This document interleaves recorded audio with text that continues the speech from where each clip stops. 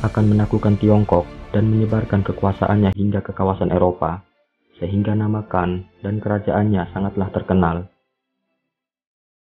Untuk memperluas penaklukannya itu, kerajaan Mongolia pun mulai merambah masuk ke Asia Tenggara. Di Nusantara sendiri, mereka baru menjejakkan kakinya pada tahun 1289, tepatnya di Kerajaan Singosari, Malang, Jawa Timur. Kerajaan Mongolia bukanlah bangsa yang bodoh dalam hal strategi untuk bisa menaklukkan bangsa lain. Mereka tak serta-merta datang langsung menyerbu dan membabi buta untuk menghabisi lawannya. Tetapi mereka mengirimkan pesan terlebih dahulu agar menyerah dengan damai. Mengingat ketenaran kerajaan Mongolia sudah terdengar di mana-mana. Hal itu dilakukan kepada kerajaan Singosari melalui utusan dari kerajaan Mongolia. Utusan tersebut diterima dan disambut oleh Raja Kertanegara, seorang pemimpin Singosari pada saat itu.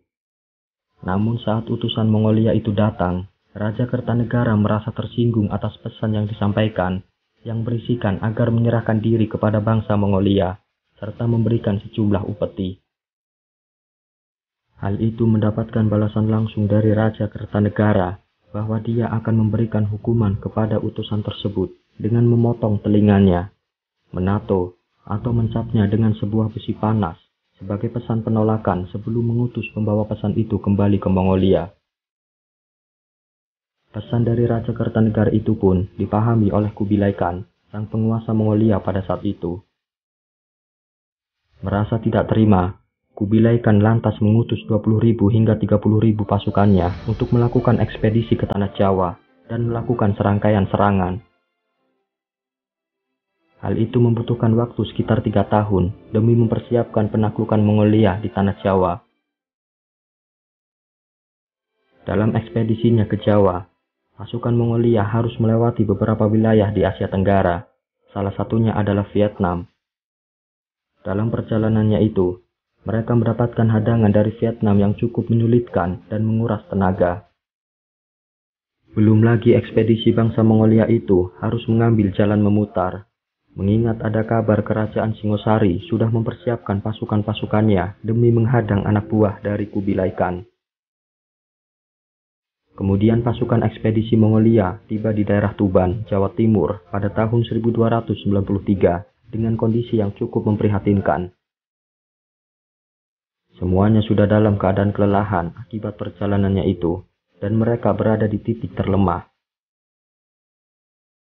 Demi menghindari resiko yang berlebih, salah satu dari pasukan ekspedisi Mongolia ini mengontak utusannya yang sudah ada di Jawa terlebih dahulu untuk mengetahui kondisi sekitar. Menariknya, info yang disampaikan saat itu tak hanya tentang kondisi di tanah Jawa, tetapi juga info mengenai Raja Kertanegara yang sudah meninggal dan terbunuh oleh pemimpin baru kerajaan Singosari, yaitu Jayakatwang. Info terbunuhnya Raja Kertanegara sangat menguntungkan bagi pasukan Mongolia. Artinya mereka tak perlu lagi berurusan dengan Raja Kertanegara. Kemudian, ternyata mereka didatangi oleh menantu Raja Kertanegara, yaitu Raden Wijaya. Raden Wijaya berasal dari Majapahit yang ingin membentuk aliansi demi menduduki kembali tahta mertuanya tersebut dengan embel-embel Singosari akan bersumpah setia kepada Kubilai Khan jika berhasil melakukan ini. Hal itu dianggap sebagai kesempatan besar bagi Kubilai Khan. Komandan prajurit pun menyetujui hal ini dan mengutus pasukannya untuk berpindah ke wilayah Surabaya.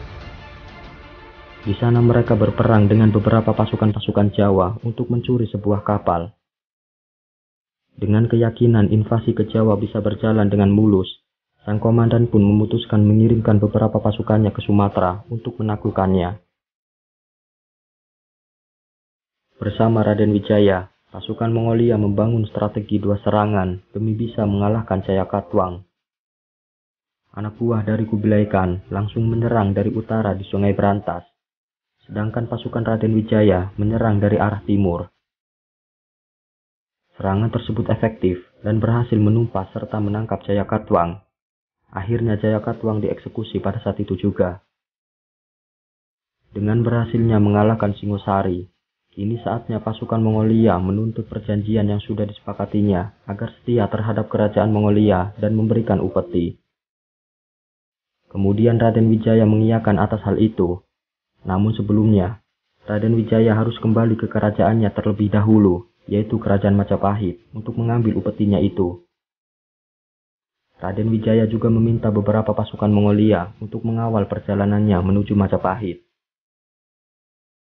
Firasat buruk yang sempat dirasakan oleh komandan Mongolia ternyata benar-benar terjadi. Pasukan Mongolia yang mengikuti Raden Wijaya menuju kerajaan Majapahit ternyata mendapatkan serangan secara tiba-tiba dari pasukan Raden Wijaya sendiri.